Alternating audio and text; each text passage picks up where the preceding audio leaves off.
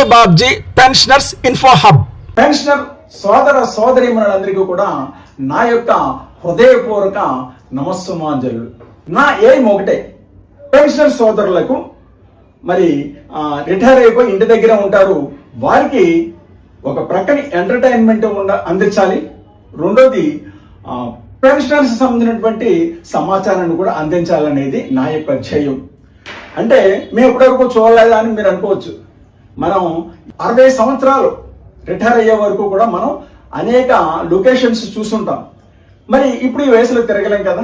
కాబట్టి నాకు ఓపిక ఉన్నంత వరకు నేను కూడా అన్ని చూసినవే మరలా తిరిగి మీకోసం బ్లిస్ఫుల్ రిటైర్మెంట్ ఛానల్ కోసం ఎంటర్టైన్మెంట్ వీడియోస్ ని బ్లిస్ఫుల్ రిటైర్మెంట్ లో మాత్రమే ఇక మీదట అప్లోడ్ చేస్తాను. పెన్షన్ సంబంధించినటువంటి విషయాలు తెలుసుకోవాలంటే సాయిబాబ్జీ పెన్షన్స్ ఇన్ఫో హబ్ వెళ్ళండి. కానీ నాది ఒక రిక్వెస్ట్, మీరు ఈ 2 ఛానల్స్ కూడా యథావిధిగా ఇంతకు ముందు లాగానే మరి ఆదరించాలని నేను కోరుకుంటున్నాను. అట్లాగే బ్లిస్ఫుల్ రిటైర్మెంట్ ఛానల్ ని సబ్స్క్రైబ్ చేశాం కదా, కొత్తగా వచ్చినటువంటి సాయిబాబ్జీ పెన్షన్స్ ఇన్ఫో హబ్ ని సబ్స్క్రైబ్ చేయక్కర్లేదు అని మాత్రం అనుకోకండి. ఏంటంటే సబ్స్క్రైబర్స్ ఉంటేనే ఛానల్ మనుగడ ఉంటుంది. ఆ వీడియో చూడటమే కాదు, సబ్స్క్రైబర్స్ కూడా ఉన్నప్పుడే నేను మీకు నిరంతరాయంగా ఈ పెన్షన్ సంబంధించిన విషయాల్ని తెలియజేస్తాను. ఫోటోలో చూస్తున్నట్లయితే రాష్ట్ర పెన్షనర్స్ అసోసియేషన్ వెంకటేశ్వరరావు గారితో మరి కుడి వైపున కేకే వినాయుడు గారు, ఎడం వైపున జయనమప్ప గారు, అనంతపురం పెన్షనర్స్ అసోసియేషన్ నుంచి వారిని అటెండ్ అయ్యారు. రాష్ట్ర కార్యవర్గ సమావేశంలో పెన్షనర్స్ సమస్యలపై వాటి సాధనకు SGPAAP చేపట్టదలిచిన పలు అంశాలపై రాష్ట్ర అధ్యక్షులు శ్రీ డి వెంకటేశ్వర్లు గారు మరి నిన్న జరిగిన కార్యవర్గ సమావేశంలో వివరించడం జరిగింది. ముఖ్యంగా ఈ ప్రాథమిక సమాచారం మాత్రమే, సభ్యులకు కేవలం సమాచారం కొరకు మాత్రమే చేస్తున్నటువంటి వీడియో ఇది. సమావేశపు పూర్తి వివరాలను మినిట్స్ ను విడుదల చేసే అధికారం రాష్ట్ర అసోసియేషన్ మాత్రమే ఉందని మనవి. ఇక ముఖ్య విషయానికి వచ్చినట్లయితే 25 నవంబర్ 2025 ఉదయం 10 గంటలకు రాష్ట్ర అధ్యక్షులు శ్రీ డి వెంకటేశ్వర్లు గారి అధ్యక్షతన గుంటూరులో సమావేశం ప్రారంభించబడింది. ఈ సమావేశానికి ఆహూతులకు ఆహ్వానం పలుకుతూ ఎజెండాను ప్రవేశపెట్టారు రాష్ట్ర సెక్రటరీ జనరల్ శ్రీ ప్రభుదాస్ గారు. అధ్యక్షులు ప్రారంభ ఉపన్యాసంలో మన అసోసియేషన్ పెన్షనర్స్ హక్కుల కోసం చేస్తున్నటువంటి కృషిని వివరించారు. అలాగే all India state government pensioners federation ఆధ్వర్యంలో న్యూఢిల్లీలో జంతర్ మంతర్ లో జరిగినటువంటి పెన్షన్ వాలిడేషన్ బిల్లుకు వ్యతిరేకంగా పెద్ద ఎత్తున జరిగిన ధర్నాలో మన అసోసియేషన్ నుండి 4 సభ్యులతో పాల్గొని మన అభిప్రాయాన్ని సూటిగా తెలియజేసినట్లు ప్రకటించారు.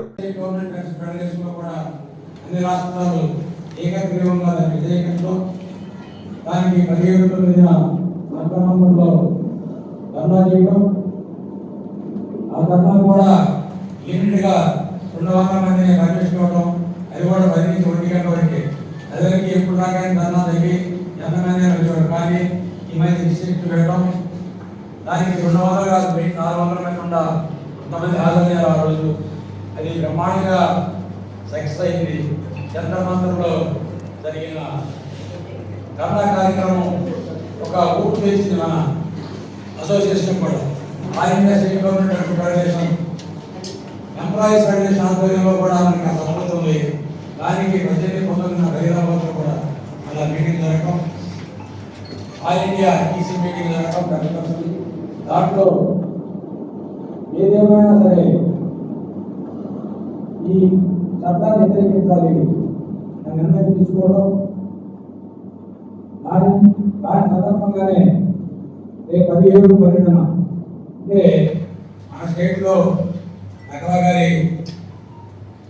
అలాగే ఫిబ్రవరి నెలలో all India state government pensioners federation ఆధ్వర్యంలో 2వ దశ పోరాటంలో భాగంగా హర్యానాలో జరుగు పోరాటంలో ప్రతి జిల్లా నుండి కనీసం 1 విధిగా పాల్గొనడానికి సిద్ధంగా ఉండాలని, ముందుగా వారి వివరాలు రాష్ట్ర అసోసియేషన్కు అందించాలని పిలుపునిచ్చారు. ఇప్పుడు వారి మాటల్లోనే మనం విందాం. దానివల్ల రాబోయే ముప్పు ఎంతో చెప్పలేదు. ఎందుకంటే అది కనుక ఇంప్రూవ్మెంట్ అయితే ప్రస్తుతం 65 లక్షల మంది సెంట్రల్ గవర్నమెంట్ పెన్షనర్స్, అలాగే 50 లక్షల మంది ప్లాన్ చేస్తున్నాం. అప్పుడు ఆ మూమెంట్ వచ్చిన తర్వాత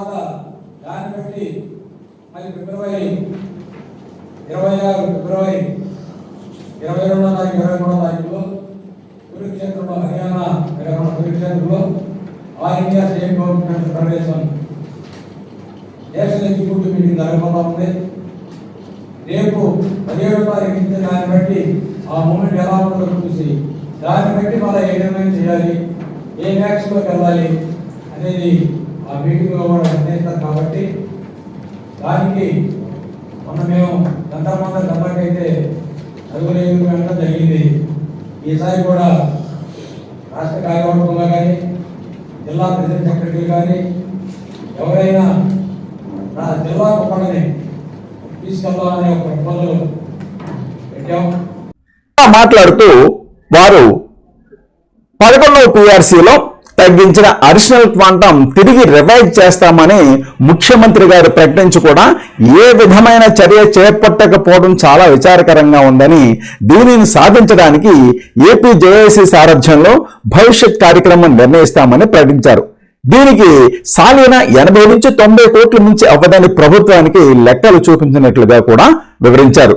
అలాగే ఇటీవల నూతనంగా ఎన్నికలు నిర్వహించి ఎన్నికలైన జిల్లా బాధ్యులను సభకు పరిచయం చేశారు. అలాగే గౌరవ ముఖ్యమంత్రి గారికి, గౌరవ మంత్రులకు, ప్రభుత్వ బాధ్యులకు, చీఫ్ సెక్రటరీ గారికి చేసిన పలు ప్రాతినిధ్యాల గురించి ఆయన వివరించారు. రాష్ట్ర సలహాదారు శ్రీ దాలినాయుడు గారు పెన్షనర్స్ పట్ల ప్రభుత్వ వైఖరిని దుయ్యబట్టారు. ప్రభుత్వం 12వ PRC ఏర్పాటు చేయకపోవడం, 3 డిఆర్లు పెండింగ్ లో ఉంచడం, లక్షలాది రూపాయల ఎరేర్లు చెల్లించకపోవడం పట్ల ప్రభుత్వ వైఖరిని ఆయన దుయ్యబట్టారు. అలాగే రాష్ట్ర ఆర్గనైజింగ్ సెక్రటరీ మరియు అనంతపురం జిల్లా పెన్షనర్స్ అసోసియేషన్ ప్రెసిడెంట్ అయినటువంటి శ్రీ పెద్దన్న గౌడ్ గారు మన సంఘ నిర్మాణం, సాధించిన పలు హక్కులు, రాబోయే కాలంలో చేపట్టవలసిన ఉద్యమాల గురించి తనదైన శైలిలో ఆవేశపూరితంగా ఆయన తెలియజేశారు. ఇప్పుడు వారి మాటల్లోనే విందాం.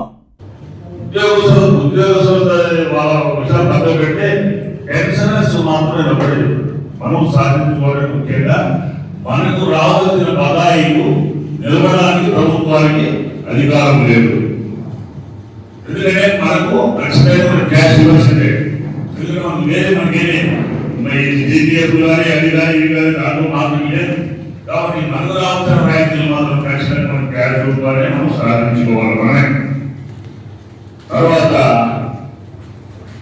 ఈ కరువు తగ్గలేదు వాళ్ళ కోసం పనిపోతుంది, టీఆర్సీ వాళ్ళ కోసం పనిపోతుంది. దీనివల్ల మనం పెద్ద పోరాటం చేసిన అవసరం లేదు. మరి మనకు గత ప్రభుత్వంలో కొంత అన్యాయం జరిగింది, వారిని రెస్టోర్ చేసుకోలేదు. ఇదే ముఖ్యమంత్రి నారా చంద్రబాబు నాయుడు గారే మనకు 10% 75కు ఆ రోజు రిజర్వ్ ఇచ్చారు. దాన్ని మనము సాధించిన విజయాన్ని గత ప్రభుత్వం తగ్గించుకోలేము.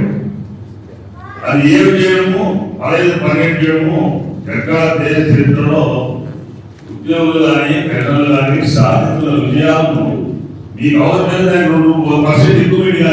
సెక్రటరీ జనరల్ శ్రీ ప్రభుదాస్ గారు కార్యదర్శి నివేదికను ప్రవేశపెడుతూ సంఘ నిర్మాణంపై ప్రతి సభ్యుడు దృష్టి పెట్టాలని సూచించారు. పెన్షనర్స్ లో అత్యధిక సభ్యత్వం కలిగిన మన సంఘం పెన్షనర్స్ హక్కుల కోసం చేస్తున్న కృషిని వివరించారు.